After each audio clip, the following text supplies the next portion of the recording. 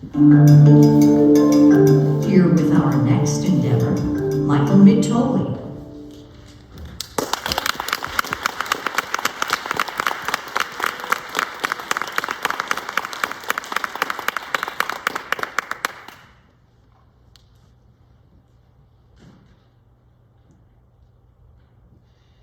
It all began for me, a junior in high school at the time, inside the four walls of my English classroom. There were 20 of us in that classroom, tired but curious souls doing all that we could to keep our eyes open at what felt like the crack of dawn. Our teacher was an eccentric woman, and it was self-evident from her loud-colored shawls to her glowing jewels, pearls, and stones. She was exactly what you would expect from an English teacher who could change your life. For better or for worse. We sat each morning in her windowless classroom in the lower level of our high school. Fluorescent lights up above us cast a dim yellow glow upon the room, and her stiff-backed chairs did much to posture us upright, as if to remind us that the ideas we were to encounter in her class are to be engaged with seriously. Indeed, her classroom was a funny-looking jail cell, and she knew it too. Where I sat, right above my head, was a giant picture of Moby Dick.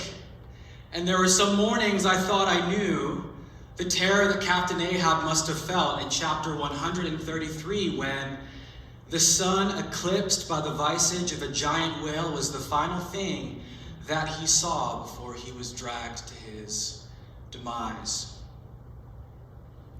And all around us, the great quotes and ideas of authors and philosophers and thinkers adorned the walls. And so it was in our junior year that our teacher decided that we would read all of the great works of literature that characterize the Western canon. So that as we read through this pantheon of giants, we arrived at F. Scott Fitzgerald, whose pen gave us The Great Gatsby, the quintessential story of American ambition. Thinking back on it now, I wonder if my teacher knew the enormity of that selection for us, much less for myself. Because in this next year, this word ambition would be what we use to describe ourselves on our college applications. It would be the word that we asked our recommenders to describe us as, and it would be the word with which we justified our lofty and wishful future plans. As we read The Great Gatsby, we became familiar with the world in which the real Fitzgerald and the fictional J. Gatsby lived. A world characterized by material success and social climbing. A world, you could say, very similar to ours today. And I still remember the scene after Gatsby's violent death where Nick Carraway, the narrator, and Mr. Gatz, Gatsby's father, are having a colloquy in which Mr. Gatz describes the man that his son could have been were it not for his ambition. And that was the first time that I encountered the idea of ambition as an instinct. As an instinct towards greatness. You see, much of my class and even many of us here today have grown up hearing all about the notion of the American dream, that if we aspire to success in this great country, and if we have the means and the ability to execute on our dreams, the treasure chest of opportunity might open itself up to us for even a moment. But it was in reading The Great Gatsby that I had a different epiphany. That the person who aspires begins by looking outside And the person who is ambitious begins by looking inside. The tale of ambition is a tale as old as time itself. Adam and Eve, as some translations tell us, caused the fall of mankind due to their ambition. And if there is a story in any of the world's religions that is most representative of the idea of ambition, it would be the story of the Tower of Babel, where the people of Shinar said, "Go to, let us build a city and a tower whose top may reach unto heaven." And the story goes on to describe how God did there confound their language, that they may not understand one another's speech. Elsewhere around the world, we see the danger of ambition manifest in the stories of other belief systems. Gilgamesh, in the Epic of Gilgamesh, resolved to instantiate his name where as of yet no man's name has been written. Icarus, son of Daedalus, longed for one draught of flight to quench the thirst of his captivity. In literature, we see the danger of ambition destroy the lives of great men and great women. Shakespeare, in his day, did much to form the literary perspective of ambition. In Hamlet, dreams are indeed ambition, for the very substance of the ambitious is merely the shadow of a dream. In Macbeth, I have no spur to prick the sides of my intent, but only vaulting ambition which o'erleaps itself and falls on the other. And in Julius Caesar, the knife-plunging Brutus says of his friend, "But as he was ambitious, I slew him." Or we can look to the revolutions and the moments that brought humankind forward and see that it was individual ambition manifested collectively that brought us the Enlightenment, the Renaissance, the scientific and industrial revolutions, leading Adam Smith to say, individual ambition serves the common good. Or we can consider the thinkers, Nietzsche, Marcus Aurelius, Seneca, Lao Tzu, Aristotle, people who toiled for centuries to frame our conceptualizations of ambition, leading Machiavelli to conclude, what province or what city escapes it? Everywhere, ambition and avarice penetrate. And lo, we see the long arc of ambition even extend into our present day. Coney 2012, where ambitious filmmaker Jason Russell alerted the public consciousness to the heinous crimes committed by Ugandan dictator Joseph Kony. So much so that he roused the public's desire to see his 2013 arrest. However, under the weight of newfound visibility and responsibility, Jason Russell suffered a psychosis, and his organization was no more. How about Elizabeth Holmes of Theranos, the youngest female self-made billionaire, whose ambition it was to solve the world's ills that led to one of the largest corporate scandals in modern history?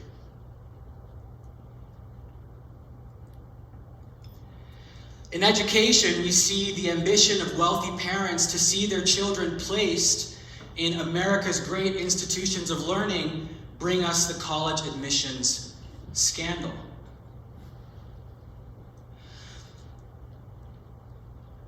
And so in a sense, we've gathered all of the prominent threads that weave through the ambition narrative. And we're left to ask, what is ambition? Is it an instinct towards greatness? Or is it the road that leads to destruction?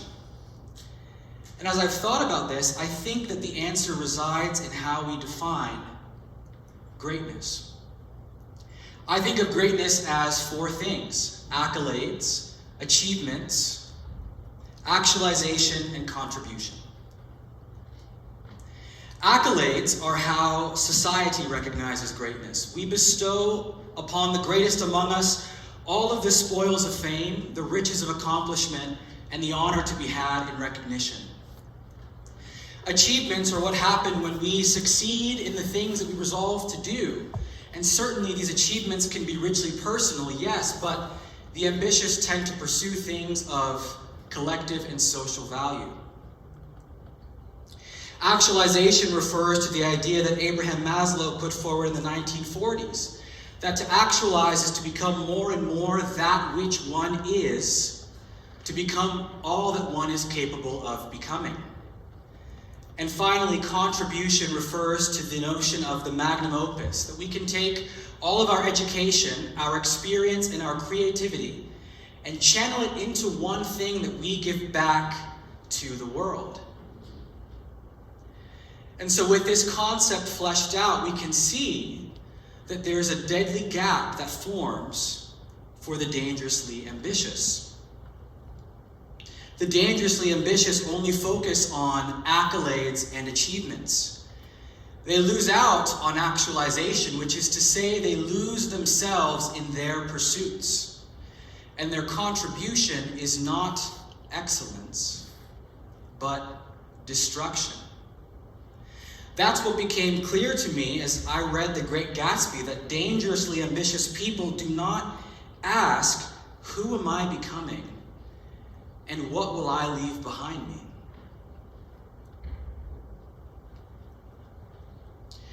Here's another way to think about this. Imagine that your potential is a path that you walk, and that ambition is the force that compels you to continue forward on that path. The danger of ambition is when we use accolades and achievements as the guideposts along that invisible path, such that it either leads us astray or causes us to stop short of who we could become or what we could do. But the journey of ambition is when we come to the end of ourselves and continue to walk in order to discover what might be left to find. And so while I'm here on this stage talking to all of you about the danger of ambition, I must admit this is also a message to myself.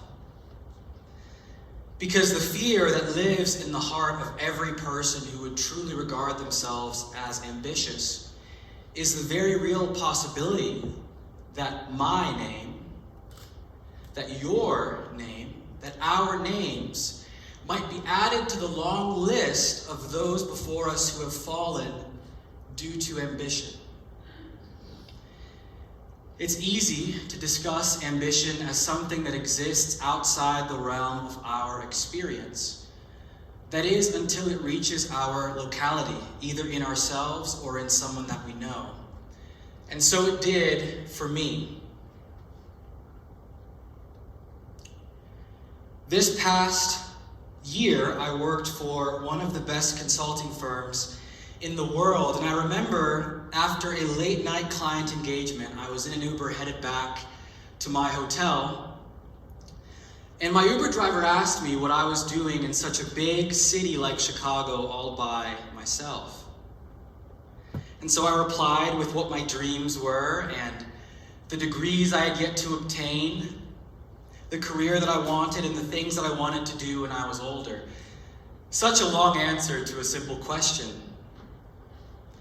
And he looked up at me through his interior mirror and he gave me a soft smile. He looked up at me and he said, "Son,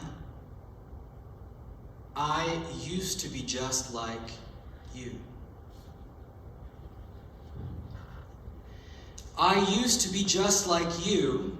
I had aspirations and ambitions and things that I wanted to do until I woke up from that dream. I woke up from that dream and I looked around me to see that all that I had were the vain glories associated with the pursuit of something inherently empty. And so he said to me, 'Son, don't forget what I told you here today. Don't forget the example that my life provides. And I can't say that I did. So, what are we to say for ambition? Is it worth it to want to be great?